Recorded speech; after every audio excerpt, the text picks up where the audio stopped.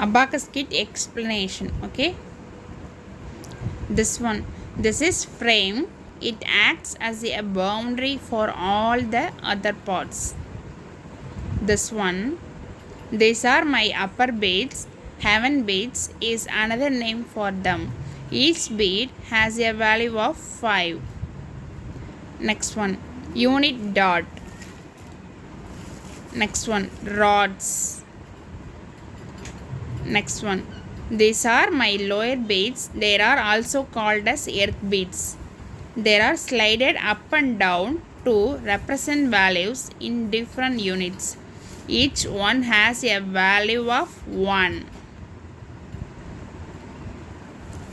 This is my unit bar. It separates my upper beads from lower beads.